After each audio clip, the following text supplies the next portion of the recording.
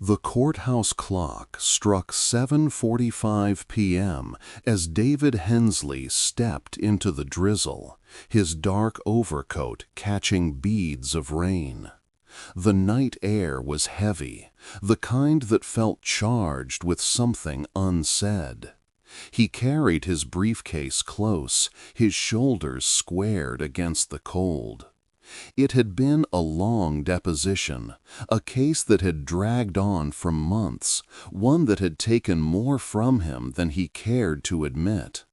He glanced up at the clock tower once more, then down at his phone. 3 missed calls, 1 unread message. He ignored them all. The parking lot was almost empty when he reached his car, a black Audi A6, spotless, deliberate. The sound of the keyless lock echoed faintly across the pavement. For a moment, he stood by the driver's door, staring at the courthouse windows. His reflection looked tired, older than 45. At 8:03 p.m., he made one more stop at Pierce and Hensley Associates, his law firm just 2 blocks away. The cleaning crew had already gone.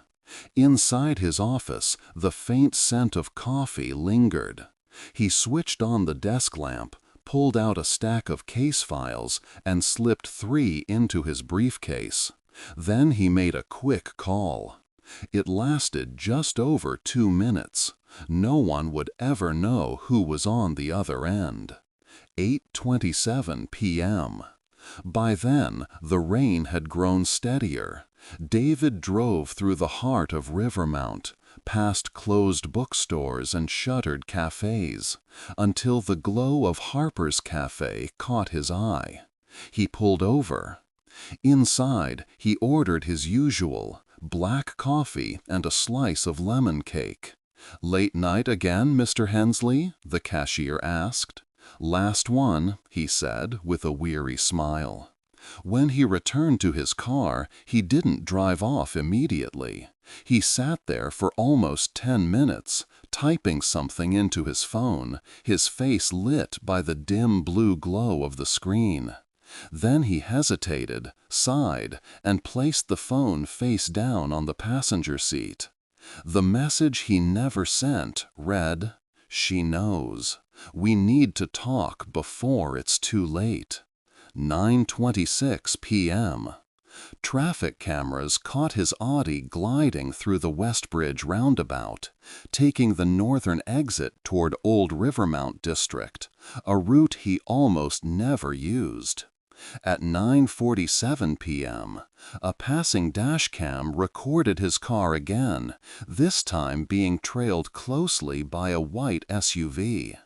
The driver of the other vehicle would later claim he didn't notice. 10:06 p.m. David's phone registered its last signal near Riverbank Road, not far from the old Hensley family property. The road wound through overgrown trees and led to nowhere in particular, just empty fields and silence. No one saw his car after that. At 10:21 p.m., a woman who lived nearby, Mrs. Alina Torres, heard something from the woods. A faint argument, a car door slamming shut, then quiet. She told herself it was nothing unusual. People came out here sometimes to drink or to hide. At 10:37 p.m., a delivery truck passed by. Its dashboard camera caught a brief flash of headlights from a parked car by the roadside. Moments later, when the driver looked back through his mirror, the light was gone. 11:12 p.m. David's son Ethan tried to call him. The call went unanswered. The voicemail tone played. "Hey, it's Dad. Leave a message." By 12:05 a.m., the Audi was found.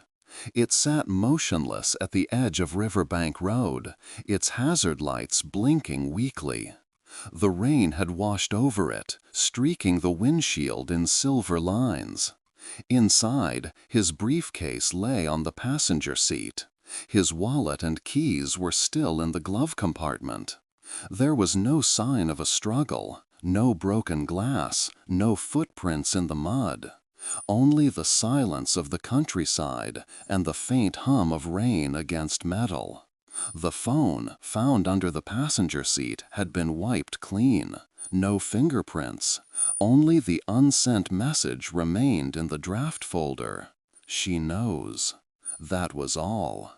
By dawn, word had spread across Rivermount. The city's most admired defense lawyer, a man who'd once defended the guilty with the passion of the innocent, had vanished without a trace.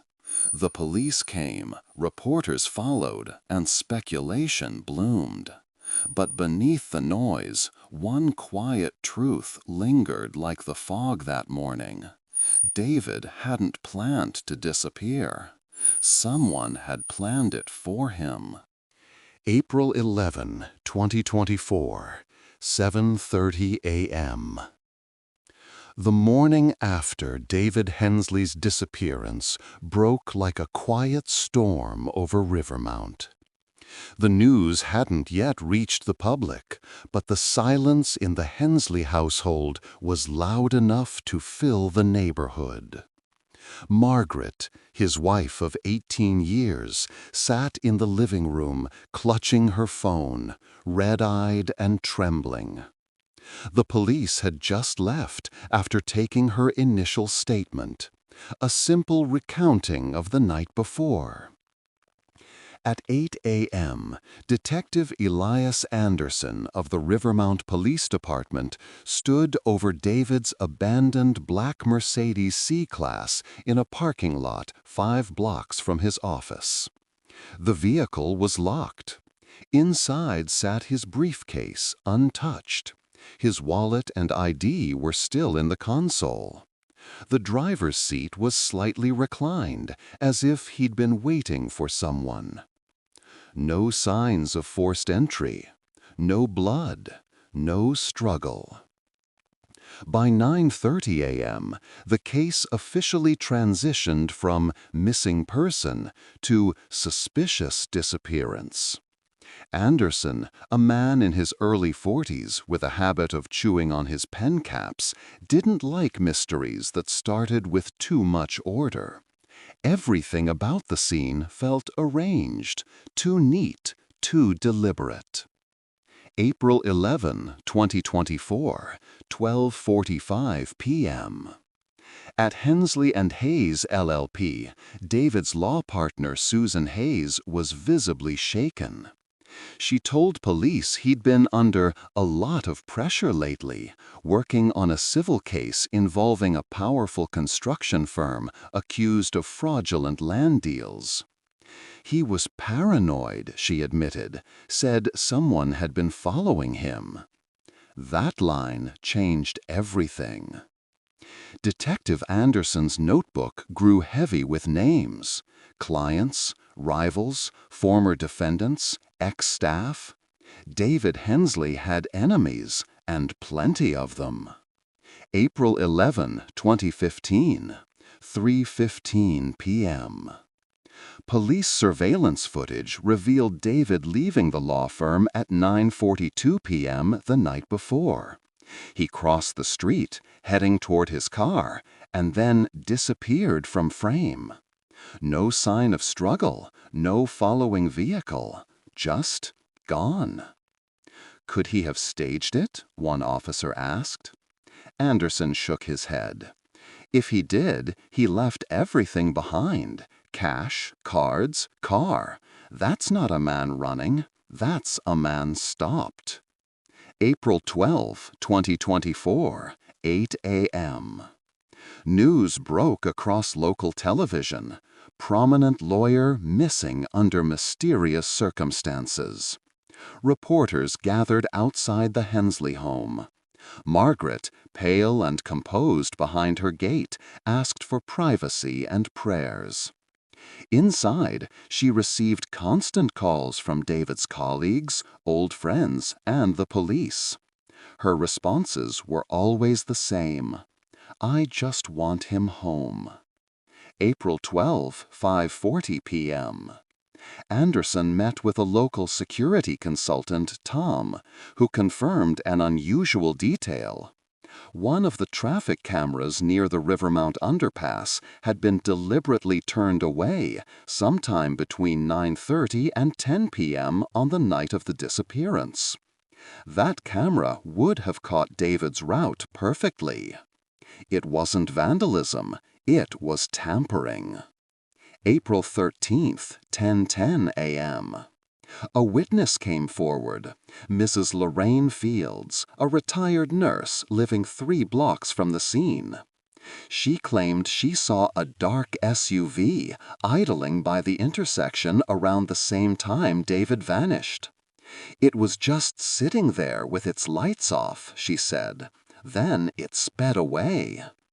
The description matched a vehicle registered to one of David's recent clients, a real estate mogul named Calvin Drexler, known for cutting corners and buying silence.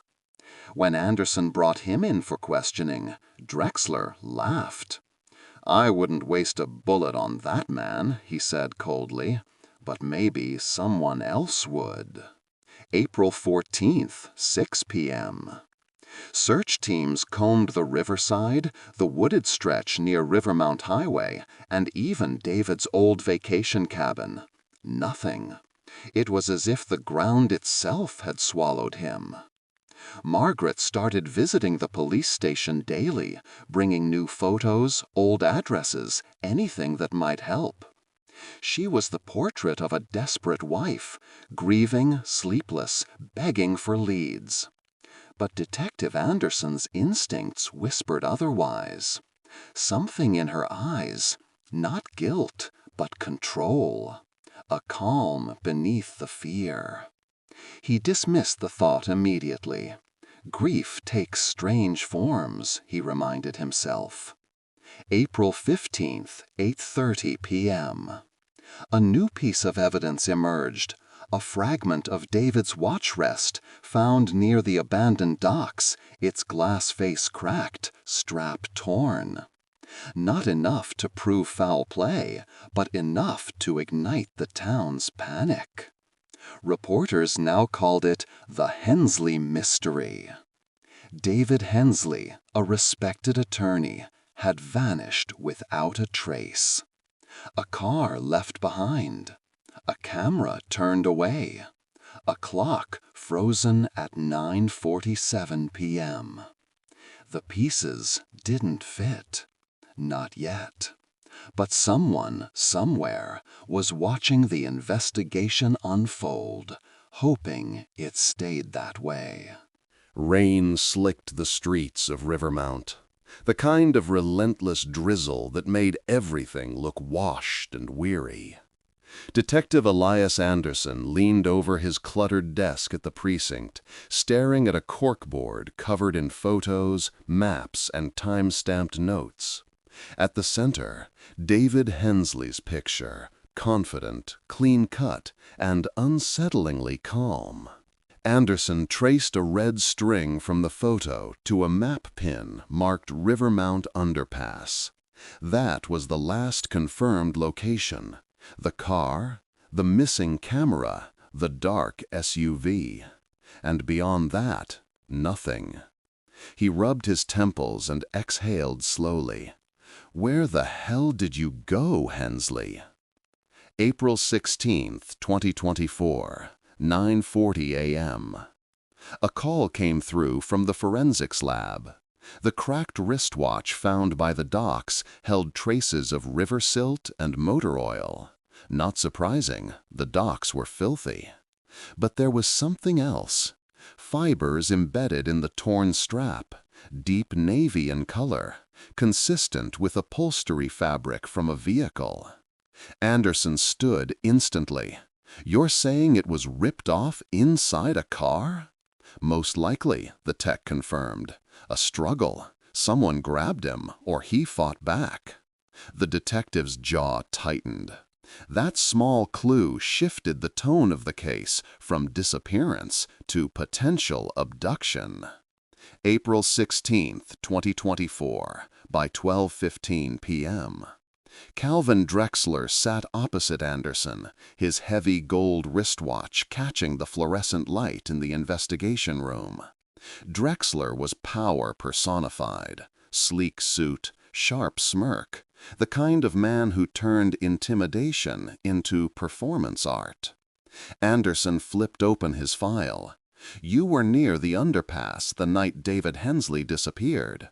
Your vehicle, a black Escalade, matches a witness report. Care to explain?" Drexler leaned back, unbothered. "Detective, half the town drives black SUVs, you know that. I was at a client dinner at the Harbor Club until midnight. Check the security cameras." Anderson had already checked. The footage confirmed Drexler's claim, at least partially. He was seen leaving the club at 10:15 p.m., putting him in the vicinity around the same time David vanished. "You two had tension," Anderson pressed. "He was representing homeowners suing your company. He claimed to have evidence of fraud." Drexler chuckled, low and bitter. He was bluffing. David Hensley was a man who liked playing moral games. Maybe he bluffed with the wrong people. Anderson leaned forward, his gaze unwavering. "Do you have enemies who might want to make it look like you did something to him?" "Detective," Drexler said, lips curling into a smirk. "In my business, everyone's an enemy." April 17th, 2024, 2:30 p.m. A new tip arrived from an anonymous caller. The voice, calm, distorted, claimed to have seen David in a cafe outside Rivermount 2 nights before his disappearance, arguing with a young woman. The caller hung up before providing details. Anderson dispatched a pair of officers to the cafe. The owner recognized David immediately from a photo. "He was here," she said. "Came in around 9, sat with a brunette.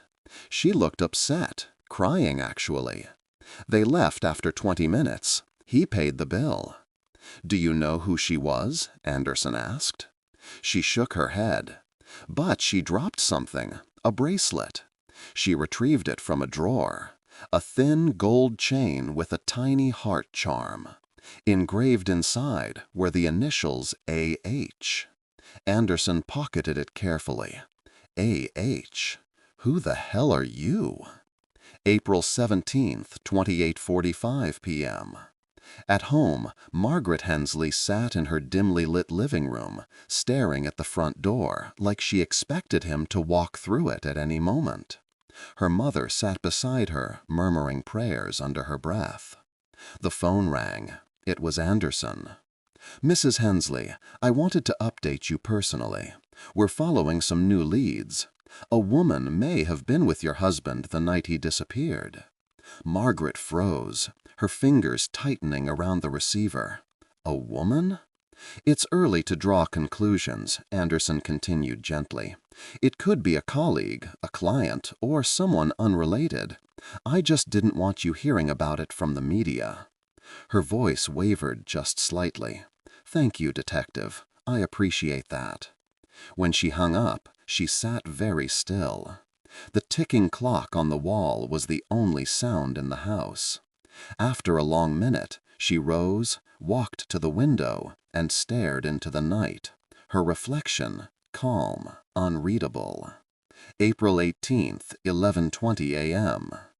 Anderson's team identified the bracelet's owner, Amber Hughes, a paralegal who had worked briefly under David 6 months earlier before quitting suddenly. When questioned, Amber seemed visibly shaken. "Yes, I met with him that night," she admitted. "He asked me not to tell anyone." "What did he want?" She hesitated. "He said he'd gotten himself into something bad, that someone was threatening him. He looked scared."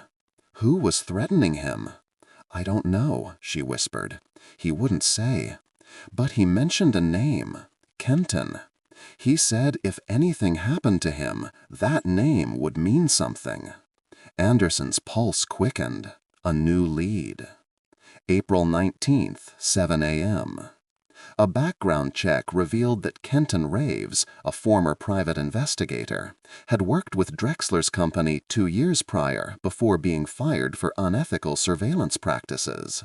He had since gone underground. Anderson and his partner tracked Kenton to a rundown motel off Highway 5. The man was thin, pale, with darting eyes. "I didn't touch Hensley," he insisted the moment they mentioned the name. "I just watched him. Drexler wanted to know who he was meeting. That's all." Anderson's eyes narrowed. And who was he meeting? Kenton swallowed. Different people, but the last week he was seeing someone often. A woman, dark hair, drove a silver sedan. Name? No clue. But she came to his house twice when his wife wasn't home. Anderson's pen stopped mid-scratch. "How do you know that?" Kenton's lips twisted. "Because I followed him there. He paid me to stop watching her, said it was none of my business anymore. But something in his voice told me he'd made a mistake." April 20th, 10:45 p.m. Anderson sat alone in his car outside the Hensley residence, the glow from the street lamp painting his windshield amber. He didn't like where things were heading. Not yet. The storylines were tangled. Drexler's rivalry, Amber Hughes's secret meeting, Kenton's shadowy surveillance, and still no sign of David Hensley. He opened his notebook, staring again at the photo of David's car. The reclined seat, the missing minutes between 9:42 and 9:47, the broken watch. 5 minutes, he murmured to himself. Whatever happened took 5 minutes. From somewhere deep inside the house, a faint light flickered through the blinds. Margaret moving about. Anderson watched for a moment, then started his engine. David Hensley's disappearance was no longer just a missing person case. It was a chessboard, and Detective Elias Anderson was realizing that someone had already planned every move before the game began. April 21, 2024, 6:40 a.m. The sun rose over Rivermount behind a thick haze. Detective Elias Anderson hadn't been home in 2 nights. The Hensley disappearance had turned into a full-scale manhunt, and every new lead felt like chasing smoke. The command center buzzed with the low hum of printers, phones, and restless officers. Maps of the city covered every wall, the red pins marking sightings, the blue marking dead ends. Anderson sipped stale coffee and stared at the digital clock on the wall. 6:41 a.m. 83 hours since David Hensley was last seen. Still no trace. April 21, 2024, 10:10. Detective Anderson and his team began retracing David's steps from the night of his disappearance. Surveillance footage, witness statements, GPS data from his phone. Every detail went under the microscope.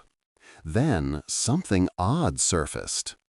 David's phone had pinged one final location at 10:04 p.m., a few blocks from his law office, before going completely dark. But between 9:50 and 10, it had paused for 3 minutes in a narrow alley behind the small cafe, the Velvet Spoon. Anderson visited the site personally. It was a narrow lane, half hidden by dumpsters and flickering lights. He crouched, scanning the asphalt. A faint scuff mark, a shoe drag, caught his eye, followed by a dent in the dumpster's edge. "Looks like a struggle," said Officer Reyes, his partner. "Or a warning," Anderson murmured. Nearby, they found a single silver cufflink, engraved with the initials DH. David's. April 21, 2024, 2:35 p.m. Back at the precinct, forensics confirmed a partial blood trace on the cufflink. Not enough to suggest fatal injury, but enough to prove contact. Margaret Hensley made another televised plea that evening, her hands clasped tightly, her voice cracking. "If anyone has my husband," she begged, "please just let him come home." Her composure made her the city's symbol of endurance, a portrait of grace under grief. Anderson watched her on screen, weary-eyed but unmoved. "Whatever did this," he said softly, "wants us looking in the wrong direction." April 22, 2024, 9 o.m. A new name entered the investigation. Troy Ellison, a private investigator who'd once been hired by one of David's clients. He had a record: extortion, falsifying evidence, obstruction. Ellison had called David's office 2 days before the disappearance. When Anderson tracked him down, Ellison's apartment looked half-packed, as if he'd planned to leave town. "I didn't touch him," Ellison insisted. "I warned him." Warned him about what? About Mendez. About ghosts that don't stay buried. Anderson leaned forward. "You're saying Mendez threatened him again?" Ellison smirked. "I'm saying your lawyer friend stirred up something he couldn't win this time." When pressed for more, Ellison refused to elaborate. But his phone history showed multiple calls to a restricted number on the night of April 10th, between 9:30 and 10:15 p.m. April 22nd, 4:25 p.m. Meanwhile, a forensic breakthrough emerged. The unidentified fingerprints from David's car matched a partial set found on the torn page recovered from the motel room. A trace lead connected both to a known alias: Jonas Price, a former paralegal who'd been fired by Hensley and Hayes 3 years prior for leaking client information. Jonas had since vanished into low-level criminal work: blackmail, fake IDs, document forgery. "Get him in," Anderson ordered. By 7:10 p.m., Jonas Price was in custody, thin, pale, with ink-stained fingers and a defiant stare. "I didn't kidnap your precious lawyer," he sneered. "But yeah, I worked for someone who wanted to find him. Said David owed them something. Told me to track him, report his movements. That's it." "Who hired you?" Anderson demanded. Jonas grinned. "A man with a limp." Anderson froze. The limp, the same detail Mrs. Fields had mentioned about the SUV driver. "Give me a name," Anderson pressed. Jonas shrugged. "Didn't get one. Just cash and a burner phone." When asked to describe him, Jonas hesitated. He said something about finishing what the court didn't, whatever that means. April 23rd, 8 a.m. Anderson stood over the evidence board again, his pen tapping rhythmically against his teeth. Pieces of a puzzle that refused to fit. A bridge collapse years ago. A ruined man named Harold Mendez. A paralegal working for someone with a limp. David Hensley's watch, cufflink, and blood. Each clue pointed somewhere, yet nowhere at all. At 11:45 a.m., Anderson received another lead. A fisherman claimed he saw something near the old quarry lake, about 5 miles north of town. "Looked like a car door floating up," he said. Divers were sent immediately. Hours later, they recovered a partial bumper and license plate from a dark SUV, the same type linked to the case. The vehicle had been pushed into the lake, likely within the last week. Inside, traces of bleach and burnt upholstery. The VIN had been scratched off, but fragments of paint matched those from Drexler's known vehicle fleet. "Drexler again," Reyes muttered. Anderson frowned. "Maybe, or maybe someone wants it to look that way." April 23rd, 7:30 p.m. The department was stretched thin. Reporters swarmed outside. Theories ran wild: self-abduction, retaliation, political conspiracy. Then came another curveball. A gas station attendant, Lydia Trent, came forward claiming she'd seen David, or someone who looked exactly like him, 2 nights after the disappearance, at 2:15 a.m., wearing a hood and paying in cash. Security footage was blurry, but the gait, the jawline, the height, all matched. Anderson watched the footage on repeat. Could he still be alive? He muttered. If David was alive, it meant everything, the blood, the cufflink, the car, had been part of a carefully staged illusion. But by whom? And for what purpose? April 24th, 10 p.m. Anderson sat alone in his office, walls closing in around him. The leads kept branching into new directions, each more uncertain than the last. He pulled out David Hensley's case files again, not the high-profile ones, but the small buried cases, the ones no one had cared to reopen. His eyes caught a note scrawled in David's handwriting from 2 weeks before he vanished. Sometimes justice has a second face. Anderson underlined it twice. The phrase haunted him. Was David the victim or the architect of his own disappearance? By midnight, Anderson had only one certainty left. This was no ordinary case of revenge or greed. It was a web of deception, spun years before April 10th, stretching across courtroom walls, corporate cover-ups, and human guilt. And somewhere, beneath all of it, someone still had David Hensley, alive or dead. The truth was close, but not yet visible, like a shape moving behind frosted glass. April 25, 2024, 6:10 a.m. Rain drummed softly against the station windows. Detective Elias Anderson hadn't slept more than 3 hours in days. The Hensley case had become an obsession. Every thread he pulled only revealed 3 more tangled beneath it. That morning, a file landed on his desk from the Archives Division, marked in red ink. Case-14-983. The People vs. Richard Langley. Anderson frowned. It wasn't one of the high-profile cases they'd been reviewing. It was old, 7 years at least. The note attached was from Susan Hayes, David's law partner. You asked about old cases with unfinished business. You might want to start here. April 25, 2024, 9 a.m. Anderson opened the file. It detailed the trial of Richard Langley, a 32-year-old mechanic accused of manslaughter after a hit-and-run that killed a teenage boy. David Hensley had defended him and won. The case had been controversial.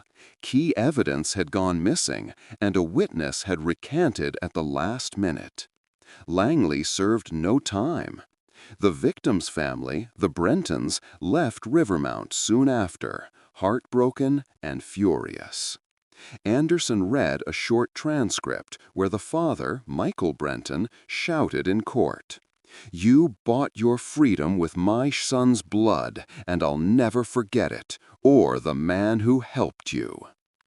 Anderson underlined it slowly. April 25, 2024, 1:30 p.m. At the records office, Anderson dug deeper. Richard Langley had vanished after the trial, moving between states under different aliases. But 3 weeks before David's disappearance, his name resurfaced. A minor traffic citation in Rivermount County under his real ID. Langley was back. Anderson felt his pulse rise. "Get me his address," he told Reyes. They found him living on the edge of town in a rundown trailer park off Route 9. April 25th, 5:40 p.m. When Anderson arrived, Langley looked startled but composed. His hair was gray at the edges, his clothes worn. "You people never stop, do you?" he said. "We just have a few questions," Anderson replied, "about David Hensley." Langley's eyes hardened. That name again, the man who ruined my life while pretending to save it. Ruined? Langley laughed bitterly. "He got me off, sure, but after that, everyone thought I paid him to bury the evidence. I couldn't get work, couldn't stay in town. Even the guilty have to live, Detective. But he didn't just defend me, he took something from me." Anderson tilted his head. What did he take? Langley stared out the window for a moment. "A file. I gave him something for safekeeping. Said it could protect me if things went bad. Then he kept it, refused to return it, said it was better buried." "What was in the file?" Langley hesitated. "Proof about who really hit that kid. It wasn't me." Anderson froze. "You're saying someone else was behind the wheel?" Langley's gaze met his. "Ask yourself why the case ended so neatly." April 26th, 8:15. Anderson drove straight to the courthouse archives. The official case file for People v. Langley was missing 2 entire exhibits, photos and witness statements that had been logged but never recovered. The missing pieces had one common thread: a black sedan, matching the description of a vehicle registered years ago to a member of the Hensley and Hayes firm. But records were murky. It could have belonged to anyone. By 11 a.m., Anderson's team confirmed that David had made multiple unlogged visits to the courthouse records office during the past 6 months, the same time the threatening emails began. He was looking for something, and someone else was looking for him. April 26th, 3:40 p.m. That afternoon, Anderson received a chilling voicemail. The voice was distorted, low, mechanical. "You're digging in the wrong grave, Detective. Hensley isn't gone. He's paying." The call was untraceable. At 5:10 p.m., another twist hit. A young woman named Clara Mendez, Harold Mendez's daughter, arrived at the precinct. Her father had been hospitalized after a sudden heart attack, but before he was taken in, he left her a message scribbled on paper. "It's not me they're after, it's what he hid." Anderson stared at the message, then at Clara. "What did your father mean?" "I don't know," she said, "but he told me something strange last week, that he once paid Hensley to make a file disappear, something that could destroy more than one career." April 27th, 12 p.m. The pieces began to blur into each other. The bridge collapse, the Langley case, the missing file. Anderson's board now looked less like an investigation and more like a storm. Lines crossing names, years, companies, victims. At the center of it all, one phrase kept circling back. Something he hid.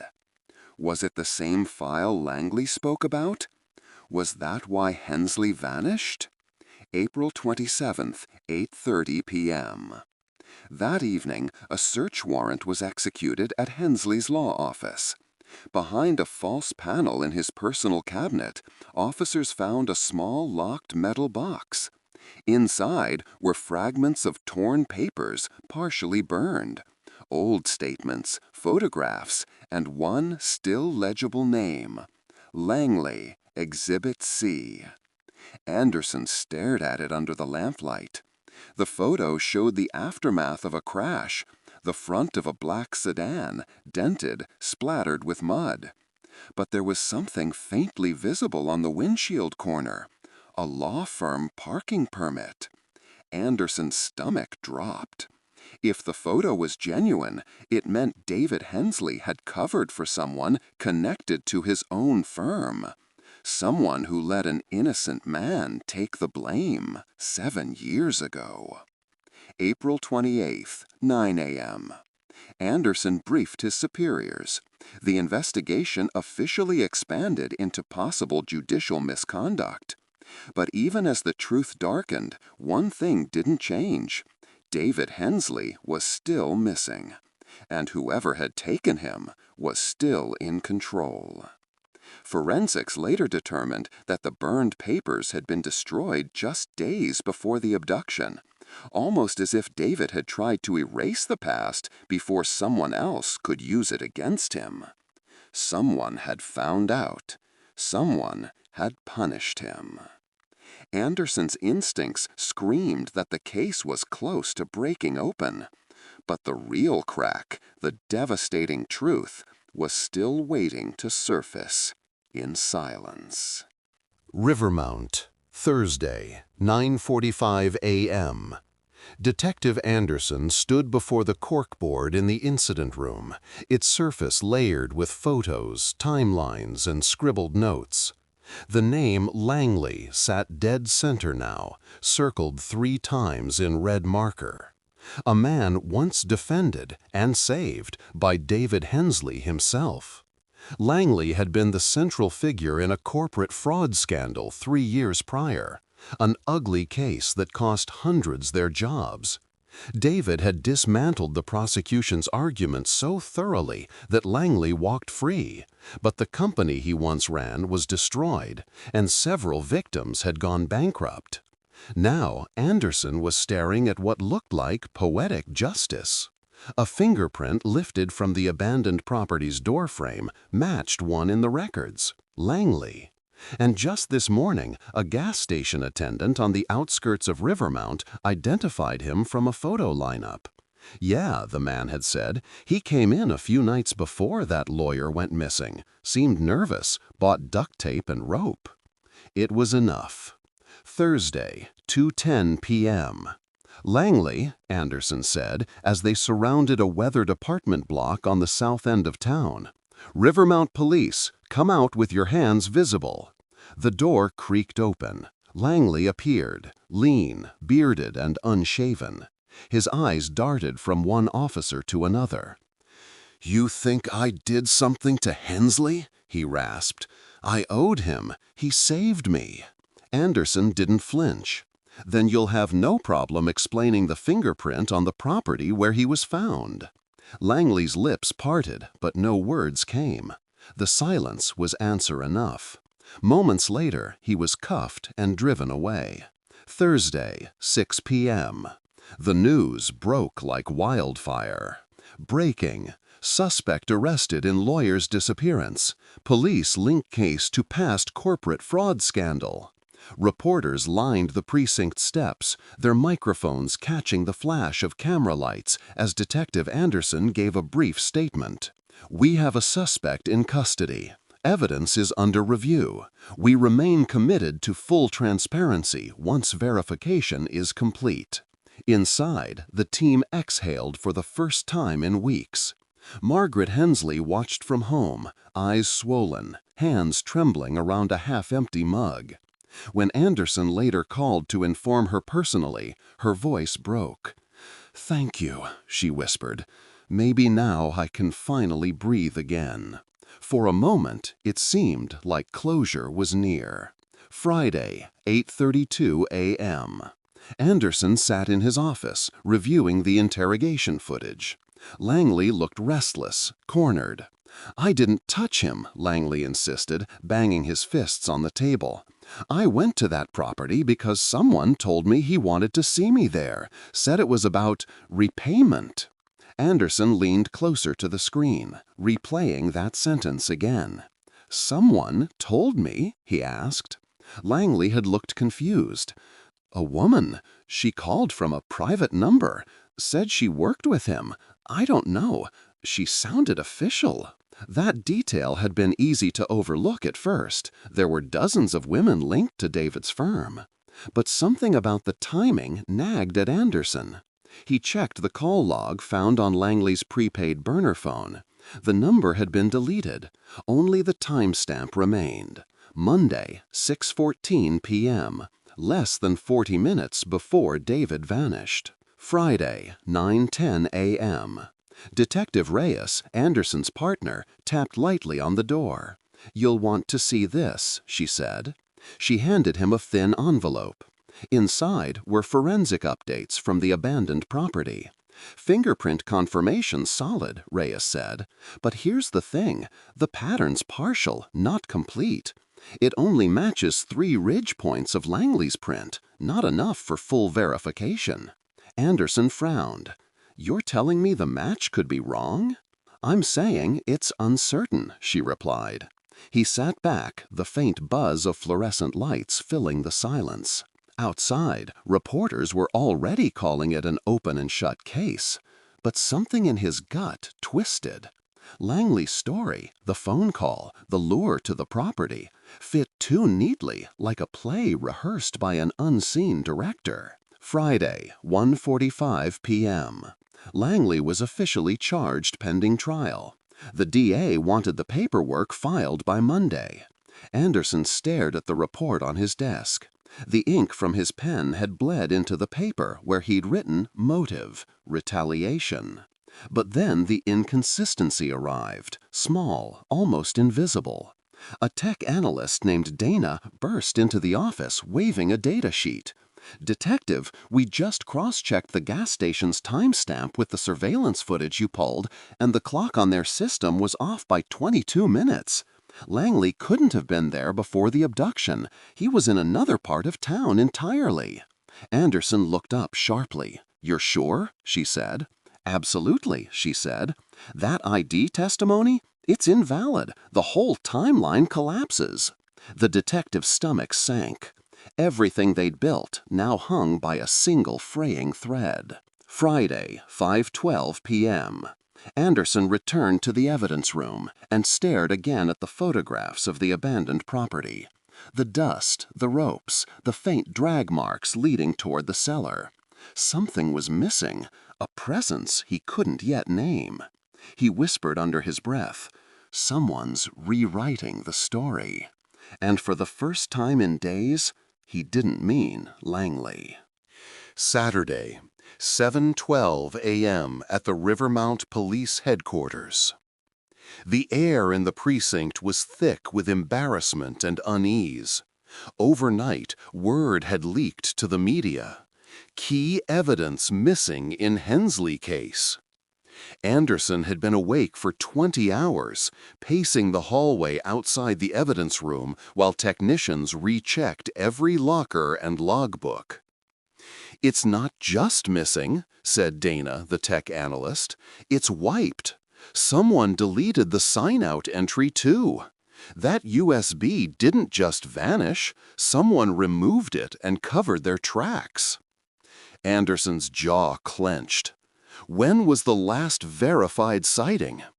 Yesterday morning, security footage shows the evidence clerk placing it back in locker 312. After that, nothing. The camera in that aisle glitched at exactly 2:03 p.m. Anderson looked at the timestamp again. The same hour Langley was being charged. "Exactly," Dana said quietly.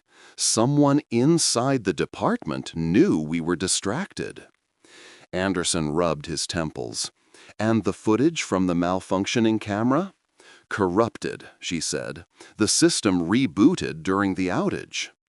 The silence that followed was heavy. For the first time since the case began, the department felt compromised. Someone wasn't just obstructing justice, they were steering it. Saturday, 11:27 a.m. Hensley Law Firm. Anderson visited the firm for the 4th time since David's disappearance. The building felt sterile now, lifeless, drained of the sharp energy that had once made Hensley Legal one of Rivermount's most respected firms. David's office door creaked open. Dust motes danced in the morning light. On the desk were files, some personal notes, and a single framed photo of David and Margaret at a charity gala, smiling, perfectly poised. Anderson's eyes swept across the room again, and something caught his attention. A faint square impression on the lower shelf, where something small had once rested. He crouched, brushing the wood surface. "There was another USB here," he muttered. A voice startled him.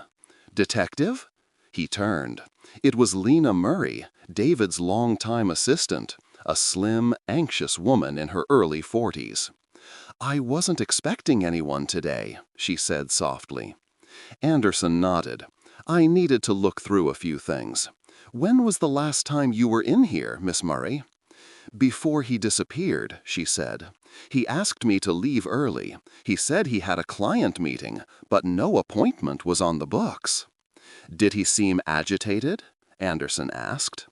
"More distracted," she said. "He kept checking his phone. Then he said something strange." "What did he say?" She hesitated. "He told me, 'If anyone ever asks about the Albright file, tell them it doesn't exist.' I thought he was joking." Anderson's eyes narrowed. "The Albright file?" Lena nodded. "It was from years ago, a client accused of insider trading. David handled it personally. Then it disappeared from our records. I assumed it was sealed." Anderson scribbled the name down. Could this Albright connect to Langley's case? "I don't know," Lena admitted, "but David looked scared. I'd never seen him like that." Saturday, 4:02 p.m., in the interrogation room 3. Langley sat across from Anderson again, thinner now, the shadows under his eyes darker. "You said a woman called you," Anderson began. "Said she worked with David." Langley nodded. "Yeah, I told you that." "What if she didn't?" Anderson pressed. "What if she was pretending?" Langley frowned. "You think I was set up?" Anderson didn't answer. He slid a photo across the table, the company logo from the Albright file. Langley leaned in, squinting. "Yeah, they were part of the firm's old clientele. Real estate investors, I think. Wigmore handled their fraud case." Anderson's pen hovered above his notes. "Fraud," he repeated quietly. He rose suddenly. "Stay put, Langley." Saturday, 8:36 p.m., Detective Bureau. The team had spent hours digging into the Albright file, what little of it they could find. It had been sealed under court order 3 years ago. The name on the judge's signature was barely legible, but the date struck Anderson immediately. November 17th, 2019, the same day David had last defended Langley. 2 cases, 1 lawyer, same day, both ending with evidence that mysteriously disappeared. Anderson leaned back in his chair, piecing it together. "What if Hensley found something?" Avery said quietly. "Something in that Albright case that was never supposed to see light. Then someone might have made sure he couldn't talk," Avery said. And she added, "and used Langley as the scapegoat." Anderson's gaze shifted toward the whiteboard, filled with photos and red strings connecting names and dates. Somewhere in the tangled mess, truth was pulsing, faint but alive. Sunday, 2:24 a.m., Rivermount Police Headquarters. The precinct was silent except for the hum of monitors. Anderson sat alone, re-watching the interrogation footage from Langley.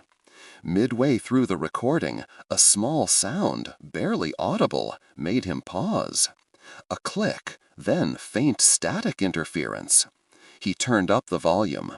Beneath Langley's voice, another whisper surfaced, a distortion from a nearby police radio.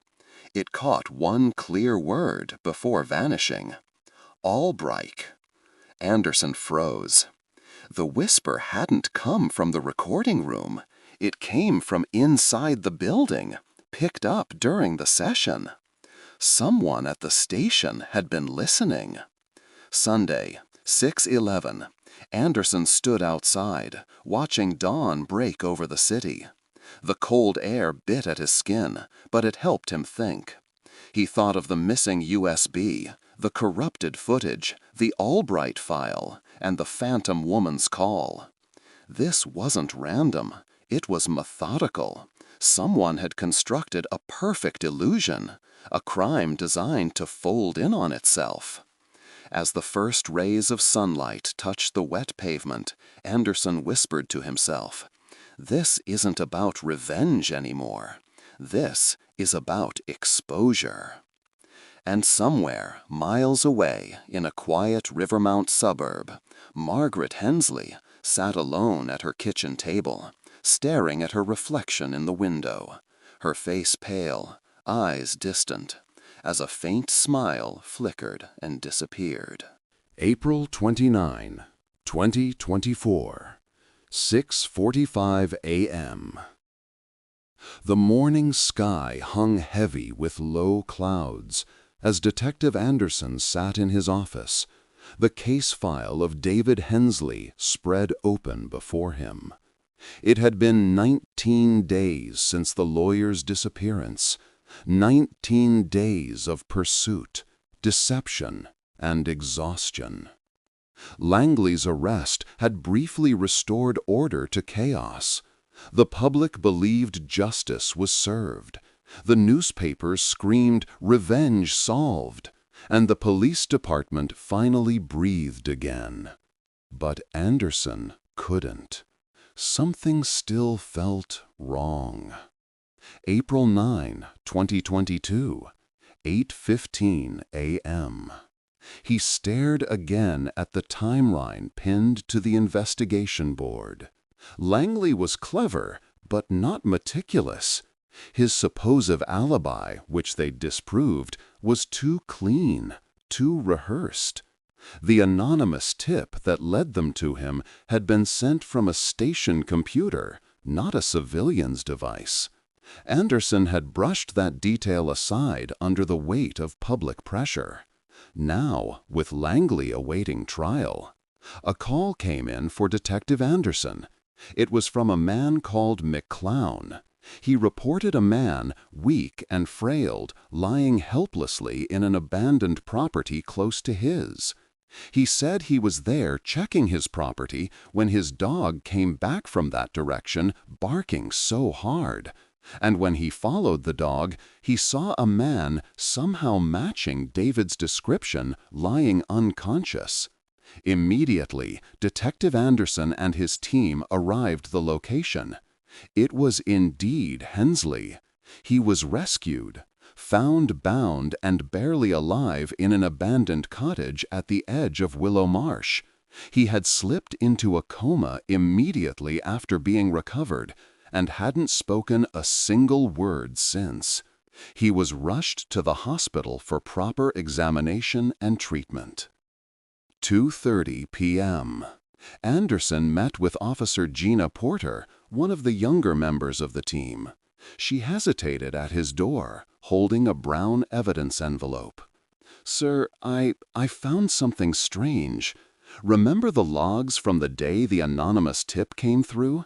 The digital signature used to send that message matches a user in our system."